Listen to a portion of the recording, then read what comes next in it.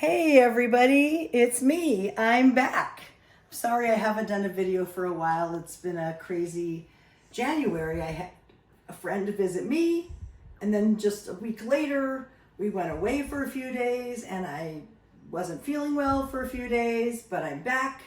I'm ready to make more videos for you, and I'm really excited because this is a semi-redo of a video I've already made, but it's different. A few weeks ago, I don't even know if it was in January, December, I released a video called Sesame Sesame Semolina Spinners.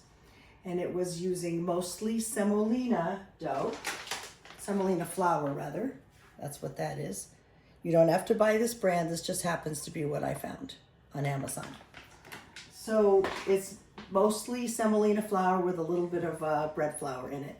And when I made the sesame balls, they were so yummy. We all loved them. But I thought, well, I should really try a plain sesame bread without plain semolina bread, without the sesame. So that's what this is. I'm not putting anything sesame in this except maybe sprinkle a little on top just to look pretty. But I'm just going to make a semolina bread. I tried it a few weeks ago, obviously without a video. I could not believe the texture. It is so soft and fluffy and so incredibly delicious. You're going to love this bread, trust me. If you like soft and fluffy but don't want dairy, perfect bread. Perfect. Before I start, and I'm not going to put everything in front of you, but the ingredients are water, a neutral oil. I use grapeseed. You don't need to use grapeseed oil, any neutral oil. A light olive oil, avocado oil, vegetable oil, anything that's neutral and won't impart a particular flavor, any neutral oil. So it has water, the neutral oil, semolina flour, bread flour. I put a little vital wheat gluten in because the semolina is lower in protein, sugar, kosher salt, and yeast. Pretty basic. The only real big difference is the semolina flour as opposed to all bread flour. Trust me, this is an amazingly wonderful, tasty, soft, fluffy bread. Before I do that though, I want to talk to you about something extremely exciting. I have a website! It's been a long time coming. I never even knew I wanted a website until my cousin Mike said he would make one for me. He's a retired computer whiz math teacher, programmer, extraordinaire, and he has made me a beautiful website. You don't have to write this down, but it's simply Ellen's, so E-L-L-E-N-S, but no apostrophe because you can't put an apostrophe, Ellen's Bread Machine Recipes.com. For right now, don't put it in your search engine. You won't find it because he hasn't finished adding what they call meta tags. You'll have to type it into the URL, but you won't have to type it because guess what? Below this video in the description box, there will be a hyperlink for you to go right to the website to make it super easy for you. All my recipes on there will be in PDF form for you to view or download or print. And they're beautifully formatted. It is so much better than copying and pasting from below my videos. So I know that you guys have kind of been wishing and hoping for this for a while. I know it's been difficult. I haven't known what to do about it, but now the website will take care of this. Right now, this recipe is on there as Sesame Sesame Semolina Spinners. It's the same recipe, but you will just use all neutral oil, no sesame oil, and not put sesame seeds on the inside or on the outside unless you want to. So you can modify it depending on what you want.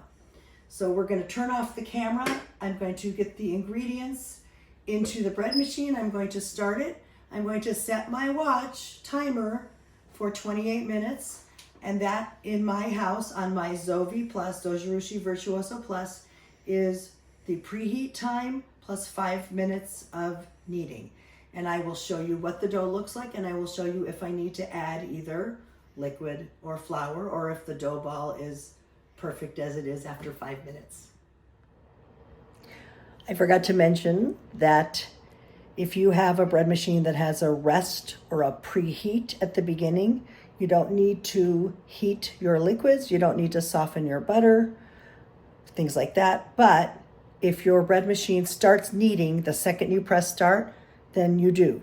You need to heat your liquids to just kind of a lukewarm and soften your butter a bit. Some recipes call for melted. If you don't have that preheat, you probably should melt it. I never melt the butter, even if it says to melt it, because I don't have to with my machine. It kind of takes care of that preheat for me right away. I don't have to do that. So I just wanted to say that. We'll see you in a few minutes when the bread machine has been kneading for 5 minutes and we check the dough to see if it's too wet or too dry. It's been about 28 minutes, and that means 23 minutes of the rest or the preheat and 5 minutes of kneading, and this is when I check the dough. And we're gonna see if it's Goldilocks, whether it's too wet, too dry, or just right. And you never know. I could make this recipe 10 times, and the 10th time could be too wet or too dry, and the other times be perfect dough balls. Guys, you must check it every time. Here we go. Let's see. Look at that. It's absolutely perfect. There's no dough kind of pooling under the paddles. It's a pretty smooth dough ball, and it's tacky but not sticky. It is Goldilocks perfect. It's on rise, and it's already almost doubled in size, looking really good. Have a little while longer. It's 12:46. And this is done at 1:27, so about 45 minutes-ish. So it's 21 minutes before it's done, before the dough cycle is done. And sorry for the dirty window, but anyway, it's doing a knockdown. I'll show you. It just did or is doing a knockdown, and then it'll rise a little bit more in the 21 minutes, and then it'll be ready to take out of the machine. Yay, my favorite word, complete. It says complete. So now, if you have a Zoe V Plus or any Zoe that I know of, you're going to have to press cancel. And I'm also going to unplug it, because those are the instructions in my bread machine book. Yours may be different, but I never leave the bread machines plugged in, because in the instructions it tells me press cancel and unplug. So now I am going to look at that absolutely magnificent dough. So I'm going to walk like this so my videographer doesn't have to be concerned about me tornadoing around. I'm going to dump out, oh, both paddles came out, check that out. Normally, I would have said, put some water and dishwasher soap in there, which I will still do, and then wiggle jiggle the paddles out. But the paddles came out. So I'm going to just a couple drops of my dishwasher soap, some water. The reason I do this right away is because the dough can dry and turn into cement. We don't want that.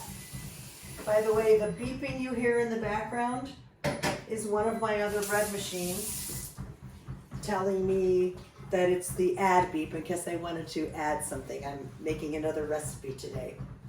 Video for that later. All right, so I have this beautiful semolina, and you know what it smells like? It smells like pasta dough, if you've ever made pasta. So I'm going to just very simply try to shape it into a loaf. Now, sometimes I put it down, push it down flat, and I do that fold thing that you might have seen other bread makers make, and sometimes I don't. I don't really see air bubbles in here, so I'm not going to worry about it. And Like I said, I'm just kind of shaping it into a loaf, but trying not to have that hump, and I keep getting that hump back. So I have a hump and I'm trying to get rid of the hump.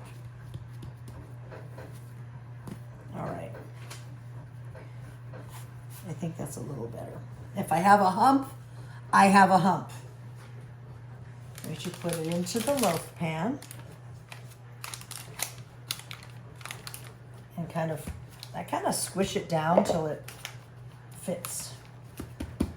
And we're going to walk over to the oven,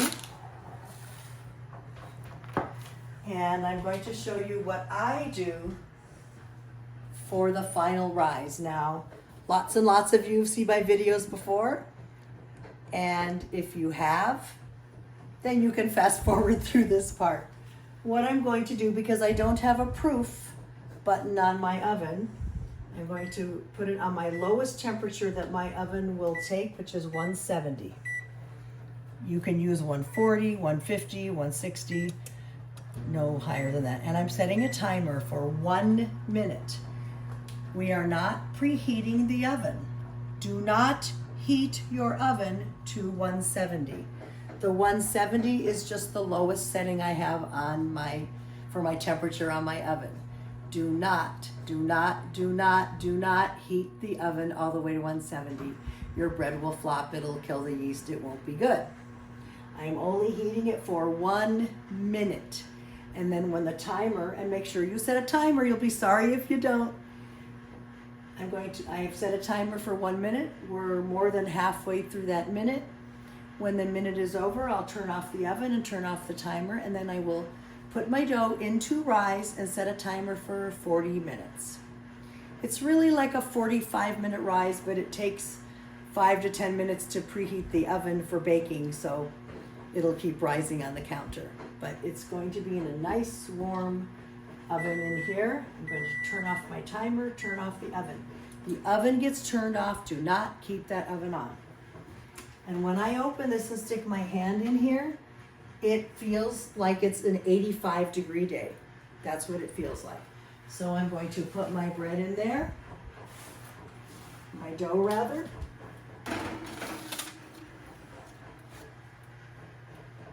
And I'm going to close the oven door, and I'm going to set this for 40 minutes.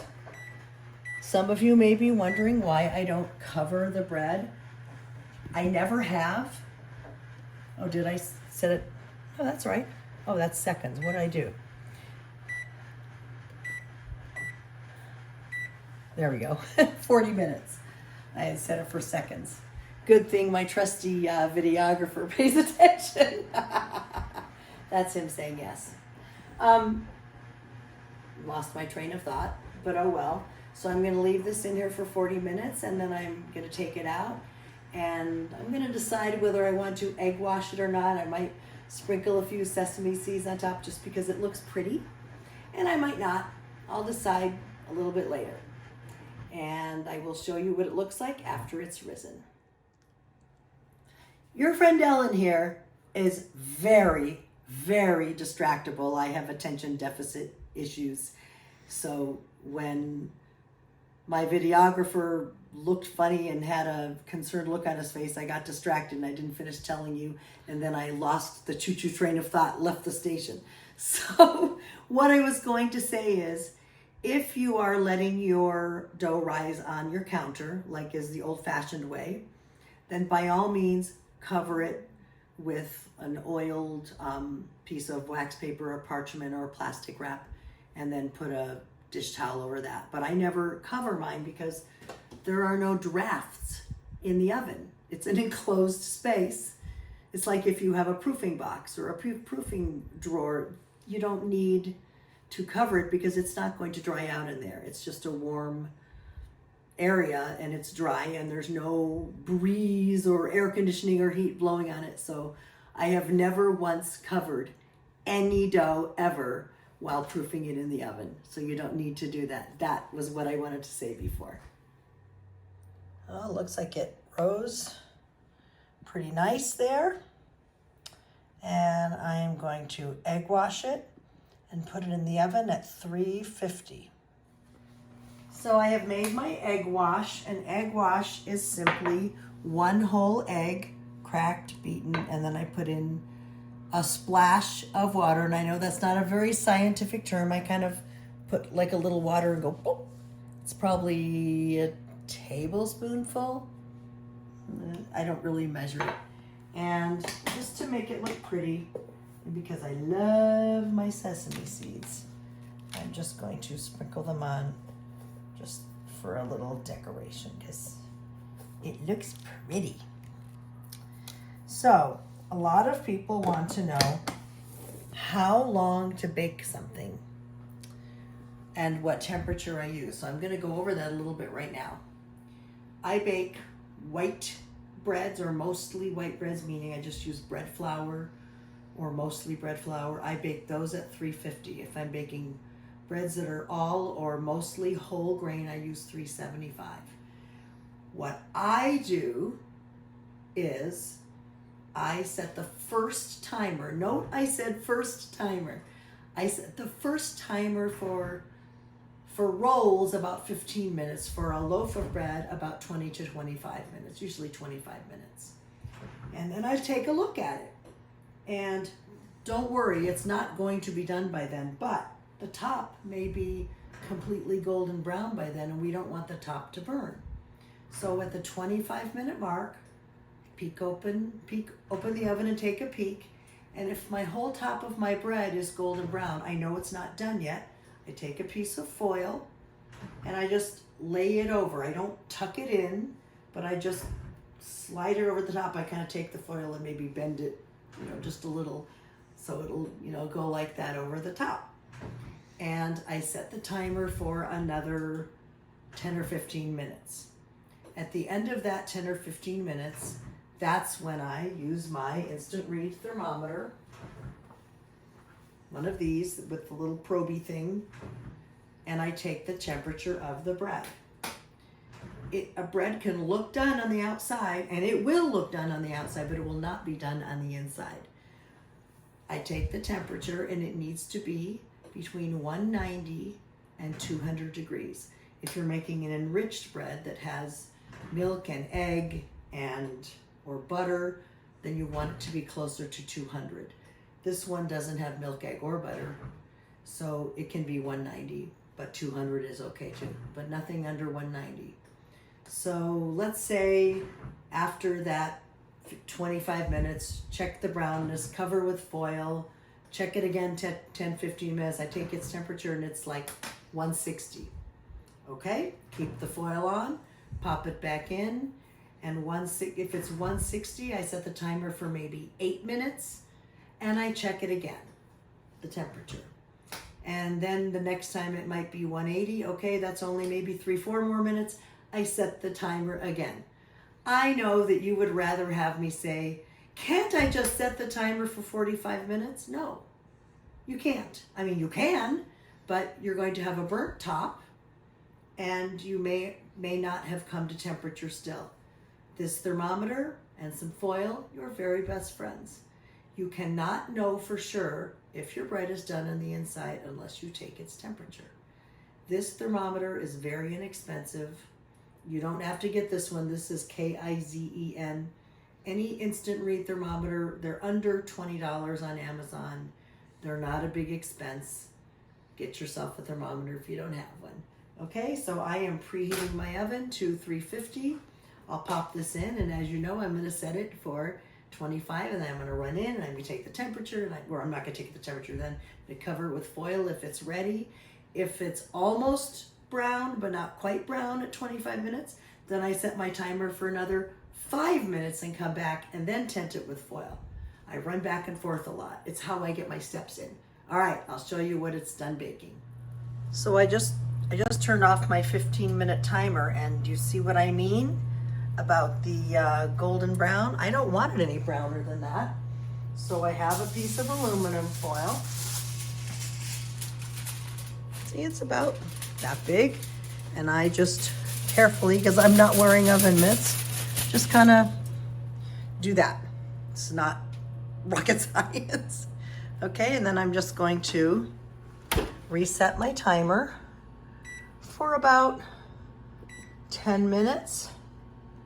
Chances are it will not be done by then, but it'll be closer and I'll take its temperature. I just took the temperature a second ago because I only have so many hands, I can't do it in front of you, but it was 173. Now, wouldn't you think that bread was not done? It's not. It is not done until it reaches at least 190. I checked another 4 minutes later. After that, I was at 173 and we're at about 185. So I'm going to reset my timer for about 4 more minutes and it should be at 190. Hello again. So, gorgeous bread, golden brown. And you're going to see why I use the, well, you already did see why I use the parchment. I spray the loaf pan, even though it's nonstick. I spray with nonstick spray just as an insurance policy. Never ever use the brand Pam. I use a canola oil spray from Costco. But these Williams-Sonoma, these are Williams-Sonoma Gold Touch loaf pans, and I also have a USA pan, the one with the ridges. In fact, it's in there. Anyway, it's in my Breville with another loaf. But they tell you not to use the Pam brand. It has some kind of chemical in it that ruins your nonstick pan. So anyway, I use just a canola oil spray. And then I use the parchment for, number one, extra insurance, but also look how easy it is to get out the loaf. Ta-da! And then I can simply slide out the parchment and there's the bread. So we are going to wait till this cools and I can show you the crumb inside.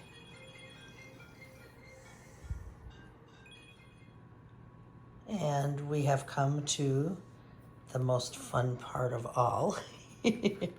First of all, I want you to look at the crumb. I mean, it is unbelievably soft. If you like challah, not that this tastes like challah, but it's soft and fluffy like challah. My videographer is doing something in the garage, but I'm trying to show you. It is soft, so soft and fluffy. Oh my God. And this could be vegan because it has no eggs, no dairy. It's non-dairy. There's just, you know, the grapeseed oil. So, and it's semolina. So I mean, you will definitely taste almost like your bread tastes like pasta. What could be wrong with that? And it's slightly yellow because the semolina has a yellowish tinge. So it does not have egg or butter to make it yellow. It's just that way. And it's just, oh, look at it. It is unbelievably yummy. It is my new favorite bread. I hope you enjoyed this video. Make sure you go to my website. This plain recipe isn't up, but it really doesn't matter. If you look at Sesame Sesame Semolina Spinners, all you do is use all grapeseed oil. So not 15 grams of grapeseed oil and not 15 grams of sesame oil, but all 30 grams of grapeseed. And you don't put the sesame seeds. It is the same recipe. I hope you enjoy it. This is absolutely a smashing recipe. I love it. Don't forget my website, ellensbreadrecipes.com. Ellens, but you cannot put the apostrophe, so ELLENS, breadmachinerecipes.com. Hope you enjoy.